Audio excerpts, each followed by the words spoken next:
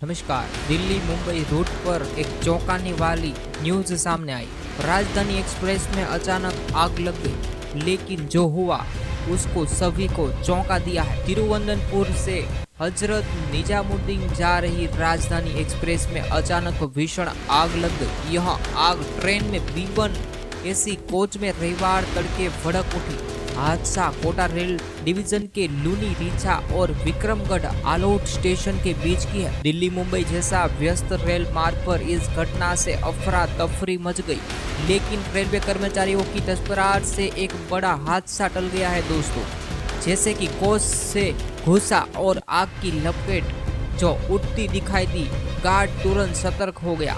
उसने बिना देर किए लोको पायलट को सूचना भी दे दी। ड्राइवर ने तुरंत इमरजेंसी ब्रेक लगाने ट्रेन रोक दी। कुछ ही क्षणों में पूरा स्टाफ बचाव कार्य जुट गया। यही तेज कार्यवाही सैकड़ों यात्रियों के लिए राहत बन गई। ट्रेन रुकने ही रेलवे सुरक्षा बल और अन्य कर्मचारी मौके पर पहुंच गए। 15 मिनट के भीतर B1 कोच को पूरी तरह खाली करा लिया। सभी यात्रियों को सुरक्षित बाहर भी निकाला गया। किसी के घायल होने की सूचना नहीं है। यात्रिकों ने राहत की सांस ली। और आगे मैं आपको बताने वाला हूँ, आग को गंभीरता को देखते हुए ओवरहेड बिजली लाइन तुरंत बंद कर दिया गया। तकनीकी टीम ने प्रभावित कोच को ट्रेन से अलग कर दिया। इस कदम के आगे अन्य डिब्बों तक फैसले से रोका दिया। रेलवे अधिकारियों ने मौके पर पहुंचकर स्थिति संभाल ली। सब कुछ सेट कर दिया। सुरक्षा को सर्वोच्च प्राथमिकता दी गई। इस घटना के बाद दिल्ली मुंबई रूट पर ट्रेनों की आवाजाही प्रभावित हो गई। जयपुर सुपरफास्ट एक्सप्रेस को भी रास्ते में रोकना पड़ा।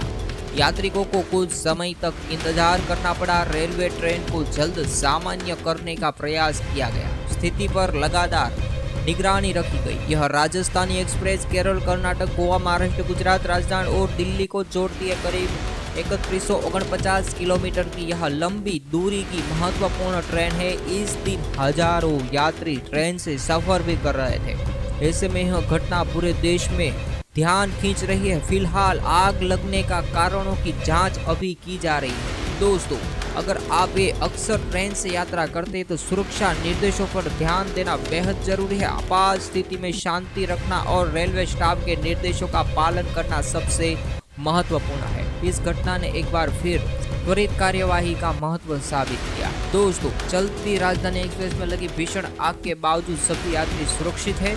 रेलवे यात्रियों की तेज कार्यवाही ने एक बड़े हादसे को टाला है। दोस्तों, हमारी ये न्यूज़ आपको पसंद आ रही है तो अभी ये वीडियो को लाइक करें और चैनल को जरूर सब्सक्राइब करें, ताकि देश और दुनिया की खबर आपके मोबाइल पर देखने को आपको मिल सके।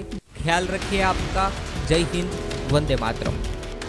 नीट पेपर लीक मामले की जांच में सीबीआई और पुणे पुलिस को बड़ी कामयाबी मिली है। संयुक्त कार्यवाही के दौरान पुणे के सुखनगर इलाके की मनीषा बागमारे नाम की एक महिला को हिरासत में लिया गया। जांच एजेंसियों ने मुताबिक महिला संपर्क आरोपी रंजन लोखड़े से बताया जा रहा है कि महिला के 21 खातों में लाखों रुपए मिले, जिसको लेकर आशंका है कि पैसे प्रश्न पत्र बेच कर लिए गए थे। नीट यूजी 2026 पेपर लीक मामले में सीबीआई ने पुणे की senior botanic teacher Manisha Gurunath Bhandare को गिरफ्तार किया है। मनीषा भंडारे को NEET UG biology paper leak का मास्टरमाइंड माना जा रहा है। इससे पहले केमिस्ट्री एक्सपर्ट पीवी कुलकर्णी की गिरफ्तारी भी हो चुकी थी। आगे बात करते हैं, प्रधानमंत्री नरेंद्र मोदी 5 देशों के दौरे पर है। 6 दिनों के टूर में यूएई, नीदरलैंड्स, स्विट्जरलैंड और नॉर्वे और इटली शामिल है। पीएम मोदी 15 मई को यूएई गए थे और अब वो नीदरलैंड्स पहुंचे हैं। भारतीय निर्यात और कूटनीति के जिहाज से इस दौरे को बेहद अहम माना जा रहा है। नीट यूजी पेपर मामले में एक बड़ा खुलासा हुआ। मामले में आरोपी दिनेश बिबाल की बेटी पलक बिबाल जयपुर के एसएमएस मेडिकल कॉलेज की छात्रा है, लेकिन वो मेडिकल कॉलेज नहीं जा रही है। कॉलेज की एडमिशन प्रिंसिपल ने आज तक बातचीत में क्या कहा, चौंकाने वाले न्यूज सामने आए। पेपर लीक केस का बड़ा खुलासा। बायोलॉजी पेपर लीक की मास्टरमाइंड महिला लेक्चर गिरफ्तार। सीबीआई नीट पेपर लीक मामले में एक बड़ी गिरफ्तारी है। पेपर लीक मामले की मास्टरमाइंड मनीषा गुरुनाथ मांडरे को दिल्ली से गिरफ्तार किया गया है।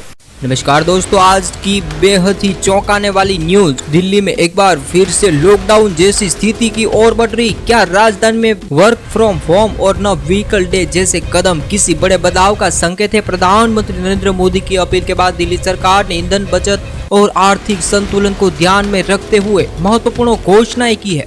इस विशेष अभियान का नाम रखा गया है मेरा भारत मेरा योगदान। राजधानी दिल्ली से इस समय की सबसे बड़ी खबर सामने आ रही है। ये वीडियो को पूरा देखने के लिए अभी ये वीडियो को लाइक करके चैनल को सब्सक्राइब करें, ताकि हर रोज आपके मोबाइल पर आप देख सको देश दुनिया के बड़े न्यूज। दिल्ली की मुख्यमंत्री रेखा गुप्ता ने इस अभियान की तरफ कई अहम फैसलों की घोषणा की। सरकारी कंपनियों को सप्ताह में 2 दिन वर्क फ्रॉम होम अपनाने की सलाह दी गई। प्राइवेट कंपनियों को भी इस तरह सप्ताह में 2 दिन कर्मचारियों को घर से काम करने की सलाह दी गई। अधिकारियों के पेट्रोल काटे में 20% की कटौती की गई। अगले 6 महीनों तक नई सरकार वाहन खरीदने पर रोक लगा दी गई। सरकार का कहना है कि इस कदमों का उद्देश्य ईंधन की बचत करना है, साथ ही ट्रैफिक दबाव को कम करना भी इस योजना का एक बड़ा लक्ष्य है। हर सोमवार को मेट्रो मंडे के रूप में मनाया जाएगा। इस दिन मंत्री और वरिष्ठ अधिकारी अनिवार्य रूप से मेट्रो से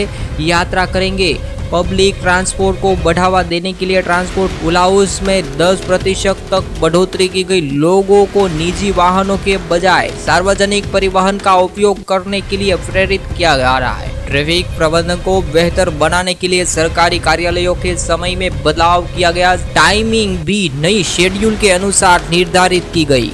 विश्वविद्यालयों की गैर प्रायोगिक कक्षाओं को ऑनलाइन करने की अपील भी दी गई है। कुछ न्यायालयी सुनवाई को भी ऑनलाइन मोड में संचालन करने का सुझाव भी दिया गया। सरकार ने नागरिकों से सप्ताह में एक ही दिन नो व्हीकल डे मनाने का अनुरोध किया है। विदेश यात्राओं को सीमित करने की भी सलाह दी गई। सरकारी कार्यालयों में एसी का तापमान 24 से 26 के बीच रखने का निर्देश दिया गया। बिजली बचाने के लिए मास्टर स्विच व्यवस्था अनिवार्य की गई। अगले 3 महीनों तक बड़े सरकारी कार्यक्रमों पर रोक लगाने का निर्णय लिया गया। मेड इन इंडिया का बढ़ावा देने के लिए मॉल्स में विशेष कॉर्नर बनाए जाएंगे। सरकारी खरीद में भारतीय उत्पादनों को प्राथमिकता दी जाएगी। कुल मिलाकर दिल्ली सरकार ईंधन बचत, प्रदूषण नियंत्रण और आत्मनिर्भरता के लक्ष्य पर तेजी से काम कर रही है। अब लोगों के बीच यह सवाल उठ रहा है कि क्या दिल्ली में लॉकडाउन लगाया जा सकता है?